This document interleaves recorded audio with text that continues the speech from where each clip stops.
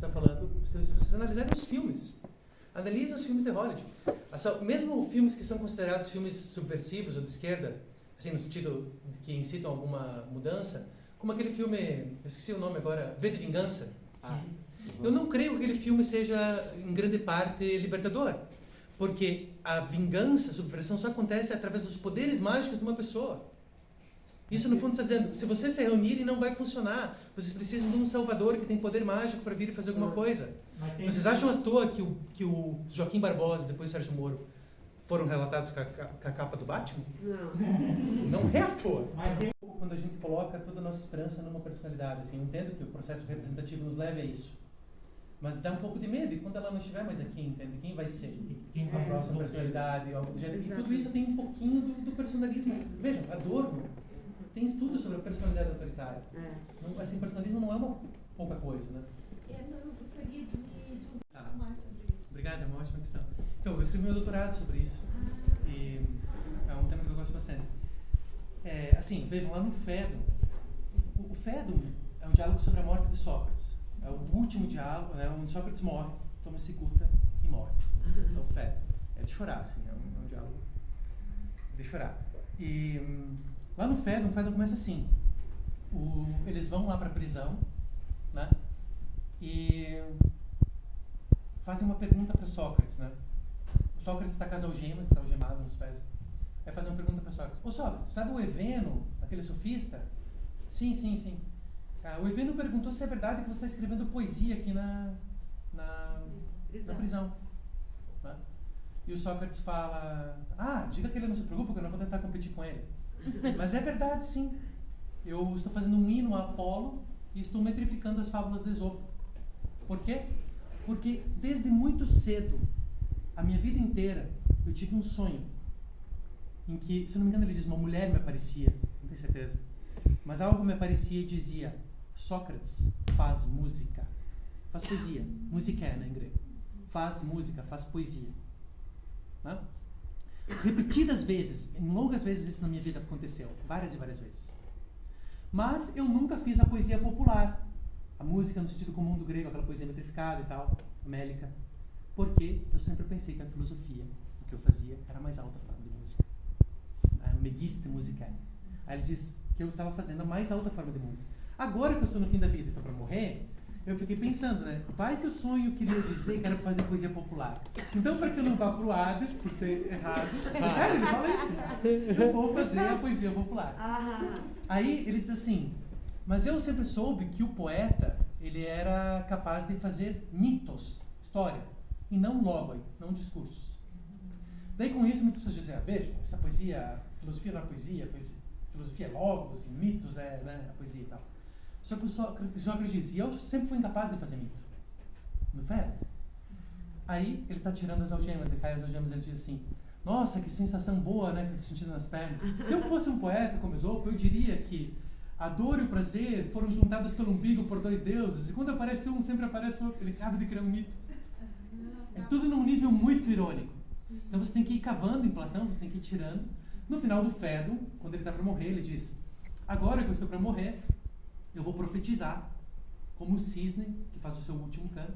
E dele profetiza, ele conta um mito de novo sobre o além. O Sócrates conta mito o tempo inteiro. Sim. O que nós lembramos no diálogo? Vocês podem não lembrar da discussão dialética, você sempre lembra do mito. Né? Você sempre lembra, mas eu lembro daquele diálogo que tinha um mito, uma parelha que sobe, desce, não sei o quê. Então assim, para mim Platão não jogou fora, não é só para mim. Essa opinião, eu diria que em grande parte está solidificada hoje em dia. É uma questão de mostrar em diferentes diálogos. Eu tentei mostrar no Fédon. Isso foi no congresso da International Plate Society, que era um diálogo que não tinha sido chamado a atenção de como ele participava dessa questão. Mas vários autores, o professor Stavro de Verona, vários autores que conhecem contemporâneos, já admitem que Platão é um poeta, que não tem essa rixa da poesia e da filosofia. Então, se vocês lerem a bibliografia secundária mais atualizada, vocês vão perceber isso. Tem um volume inteiro da Brill chamado Plato and the Poets. Então, assim, onde você consegue ler ali várias relações de Platão com a poesia. Então, me parece isso, que ele não joga fora a literatura, ele queima as tragédias dele, mas ele sublima e cria um tipo de teatro de ideias, em grande medida, mas há personagens, há cenas, tudo, né? É hiperpoético. exatamente, né? E tem versos ali no meio, tem poesia recitada, tem música, tem um monte de coisa, tem piadas. Relação, né, Tem piadas nos diálogos. Porque essa relação entre a poesia e a filosofia, ela é muito intrínseca, como, sei lá, daria para dizer da ética com a estética, né? Uma coisa que está ali trabalhando... Sempre juntas, né? Eu concordo plenamente. Mas assim, veja, no Brasil, em parte isso assim é separado, porque na academia há uma leitura muito ruim ainda, assim, do Platão. Daí tem o Heidegger, né? Que o Brasil é muito heideggeriano, principalmente no Rio de Janeiro, Sul aqui. O Heidegger tentou fugir da metafísica através da poesia. O Heidegger tentou fazer isso. Aí, obviamente, quem não fez isso para ele foi Platão. Né? Como para Nietzsche, como para tantos outros. Então, Platão foi sempre desqualificado como poeta por causa das leituras heideggerianas. Né? O Heidegger se baseia em quem para fazer isso? Em vários poetas, mas um é o principal, Hölderlin. É o principal poeta, né? Você tem o livro do Hölderlin aqui, O Império? Você sabe o que está dito no último parágrafo do prefácio do Império? No fim, todos nós diremos: perdoai-nos, Santo Platão, tem se pecado muito contra teu nome. Esse é o prefácio do Império. Perdoai-nos, Santo Platão, tem se pecado muito contra teu nome. O Hölderlin era um platônico até o osso. Sabe? O livro dele é sobre sair disso aqui de algum modo. E o Heidegger não viu em grande medida isso. Eu escrevi sobre isso, mostrei, olha, o Heidegger não viu o platonismo do Hölderlin. E por isso há toda essa dificuldade de ver Platão como poeta. Por isso essa ideia, Platão baniu os poetas, Platão e a ditadura da Rússia, a União Soviética, sabe? É interessante que, né, você veja que precisa às vezes um olhar de muito tempo mais aprofundado para poder reencontrar esses aspectos que parece que ficaram perdidos. Quer dizer, isso está se constituindo no presente. No Uma presente. arqueologia, quanta coisa que é agora no presente. Na arqueologia, você usou? Eu falei do exemplo. Não, mas é perfeitamente uma arqueologia. É perfeitamente. É a mesma coisa. Um processo quase arqueológico de reencontrar. Só que veja, os antigos sabiam disso. Nós que não sabemos. O Aristóteles na Poética, aqui o curso está organizado conforme a Poética, né? O Aristóteles diz: o socraticoi logoi, os diálogos socráticos são mimesis. A Poética abre com isso. O Aristóteles está dizendo: o que Platão faz é mimesis. E mimesis é o que para Aristóteles? Poesia. Longino fala isso, Dionísio da Halicarnasso fala isso. Vários autores antigos reconheciam. Aí eu não sei porquê, ali durante a Idade Média e a Idade Moderna, de algum modo isso foi abafado. Platão contra o poeta. Né? Tem umas coisas da academia, às vezes... São os campos de poder da época. Exatamente. E daí começa a retomar quando? No romantismo.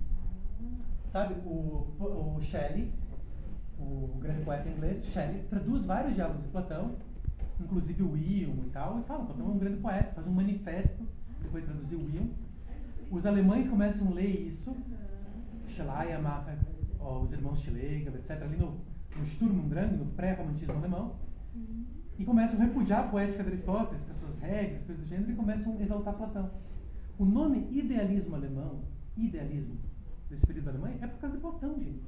É por causa da recuperação de Platão no século XIX. Né? Daí o Hölderlin, que está aí, né, junto com Hegel e Schelling, dividiu um quarto no seminário.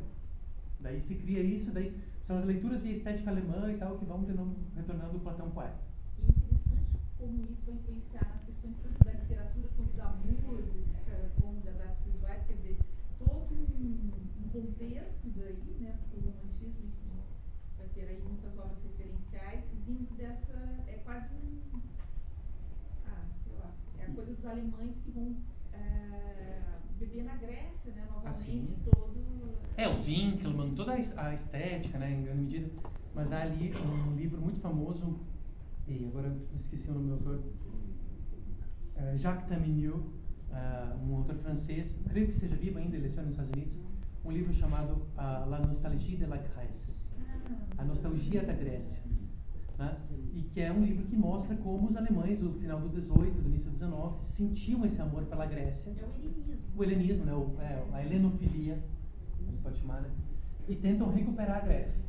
Gente, assim, sinceramente, é impossível compreender Hegel, é impossível compreender vários desses autores ali sem entender esse amor pela Grécia. O Taminiau mostra isso por A mais B. Por A mais B. E a destruição, todo mundo já deve ter visto. O que é aquilo senão uma tentativa equivocada, né? Mas de retomar ideias gregos. Eles leram a República como se, quando Platão fala das raças superiores, eles liam aquilo literalmente. são raças superiores, nós, os arianos, etc. Assim ela foi lida ali, na União Soviética também. Isso que eu acho que agora é uma observação bem interessante sobre isso. O quanto, digamos assim, precisa ter muita atenção, eu penso, né, tanto os artistas, os intelectuais, os criadores, pensarem por si próprios, buscarem suas fontes. Porque exatamente essas situações de manada, de pensamento de manada, que acaba sim, se utilizando da arte, se utilizando da criação, digamos assim, em prol de certos preceitos. Porque, entende? E engajando tudo.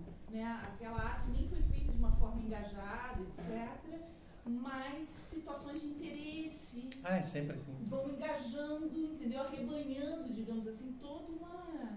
não só questões estéticas, como de pensamento e tudo, para entender uma coisa que às vezes é totalmente disturbing do que aquilo realmente...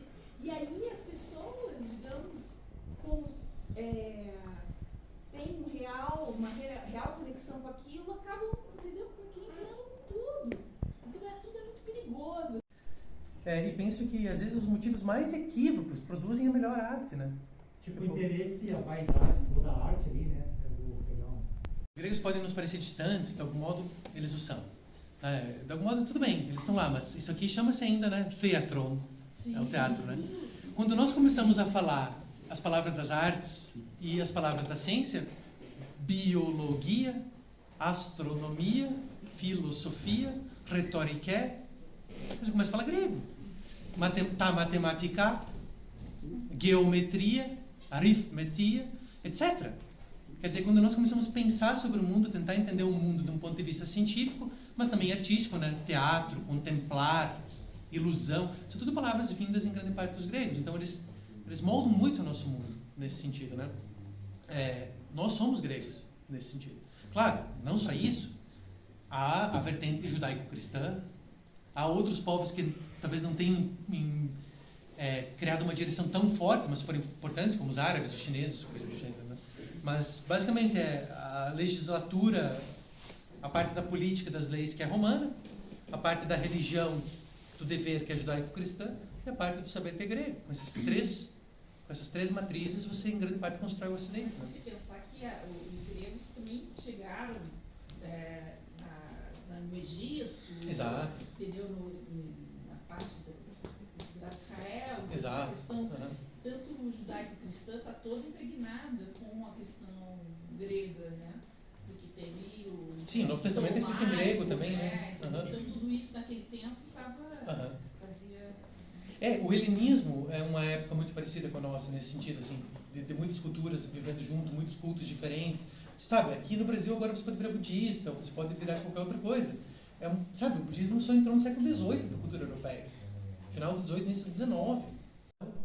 E começou num processo de tentativa de purificação dos resquícios do paganismo, né?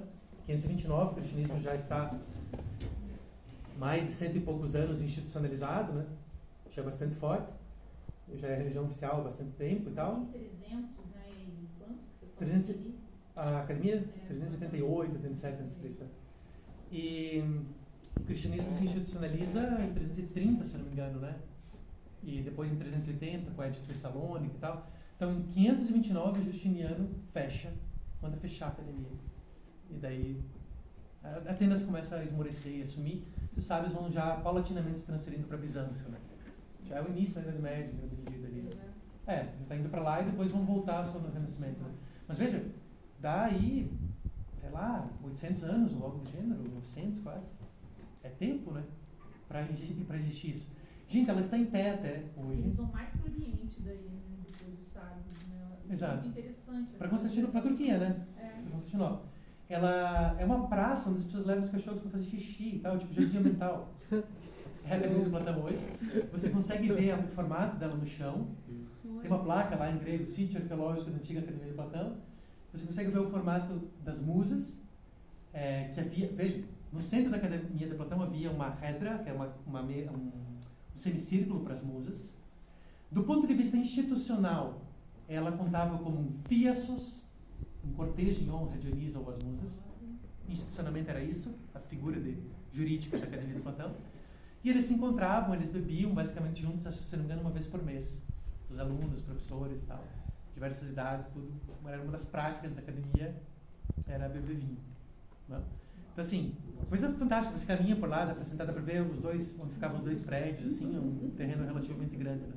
Mas, hoje que eu saio da terra, eu objeto de contestação tem um movimento da Júlia Strauss para preservar o sentido biológico. então, queriam construir um shopping. Isso. Queriam construir um shopping. Como é que é? Academic Mall? Ou Platos Gardens Mall. E aí a Academia de Platão eles transformavam uma das atrações do shopping center, o estacionamento do shopping center. Houve uma investida da China muito forte na Grécia. O Pireu é chinês hoje. O Porto do Pireu é chinês. E parece que esse terreno ali... parece que esse terreno ali também eles compraram. E houve uma petição na época. E fizeram uma petição para barrar. Eu acho que conseguiram barrar. Eu não sei como que é. Ela é retirada do centro ali de Atenas. Não fica bem no centro, né? De fato, ela é um pouco retirada, assim. Você tem que pegar um metrô e ir para lá. É bem bonito. Mas veja, está lá, né? E ficou todos esses anos. E o Cícero, né? O Cícero diz... Esse é meu grande amigo, William Altman. Ele é um grande... Para mim, é o maior intérprete de Platão da atualidade. A obra dele é uma obra de mais de 2.500 páginas, 2.300 páginas. São 5 volumes. O nome de toda a obra chama-se Plato the Teacher. E ele conta a história de todos os diálogos. Ele fala de todos os diálogos para dar uma leitura unitarista de Platão e tal. Ele tem também livros sobre Nietzsche, sobre Heidegger, Leo Strauss, Hegel, Cícero, etc. E ele tem um livro sobre Cícero em que ele defende isso, que Cícero é um platônico e que o que ele fez, que a decisão dele de ser advogado, de advogar causas em Roma, é uma decisão platônica de retornar à caverna. Ele mostra isso no livro de maneira bastante bonita. E o Cícero diz, né, no diálogo, se não me engano, é o Orator, em que ele fala: tudo o que eu aprendi vem dos amplos espaços da academia platônica. Ele diz isso literalmente nesse diálogo sobre oratória. Então, era uma instituição de ensino superior. Ela teve vários líderes depois, mudaram, né? Logo que Platão morreu, ficou Xenócrates, Esplosipo, desculpa, seu sobrinho. Depois Xenócrates, depois... e daí ela mudava a inclinação teórica, né? Foi primeiro para matemática, depois para moral. Depois os céticos, Arcesilau e Carneades, tomaram conta, a academia virou cética por um tempo. E assim foi, mudou várias vezes. Quando ele fala, por exemplo, da ligação do amor com a tirania ou coisa do gênero. E os jovens que na época se deixavam encantar pelo poder e viravam tiranos ou defendiam as tiranias, também estavam encantados por discursos, como na época de Hitler. O livro de Freud, A Psicologia das Massas, um dos grandes temas ali é o amor. Sim. Porque o que acontece é você desenvolve um amor inibido em sua finalidade, um amor que não envolve ejaculação, sexo, etc. Sim. Pelo líder. É uma transferência libidinal. E o líder utiliza isso para justamente crescer, né? As pessoas amavam Hitler como, sabe, amavam o Silvio Santos, ou amavam o... Mas é sério. Amam ainda, né? Deve ter uma vozinha aí de alguém, né? Ou, por exemplo, o Bolsonaro, ou o Lula, coisa do gênero. Né? Então, assim, o amor só sempre vai estar... a figura e o ideal. Exatamente. Né? Essa é a grande questão. Eu não acho que nós devamos jogar fora. Claro. Cuidado. Tem que usar o amor, porque ele é uma das grandes forças nossas. É uma força cósmica que traz do não ser para o ser. Para construir algo. Sério? Certo? E também, então, nesse sentido, amar. Não vejo problema em amar uma pessoa, amar um líder ou coisa do gênero. Não, claro. Está envolvido isso. Mas ele é sempre muito perigoso, né? Exato. Porque o amor é um feiticeiro, porque o amor envolve embuste, porque o amor pode envolver ciúme se eu ficar amando só aquela pessoa. Se eu esquecer daquela pessoa, não esquecer daquela pessoa e não ir para o ideal. E como É uma geração que tem transado menos. É uma geração que tem transado menos. Mas por quê? Porque o amor libidinal deles, a energia libidinal deles tem sido utilizada para serem clientes, por exemplo. Ou para verem coisas, tem sido utilizada como pulsão escópica, no sentido lacaniano, de concentrar o amor aqui no meu olho e ficar só olhando. Por que olhar? Por olhar. O prazer do olhar é olhar. Fica olhando, ou ficar olhando, compro isso, não compro. Olha quantas coisas baratas que há no Shopee, no AliExpress. Só ficar olhando, entende? Sim.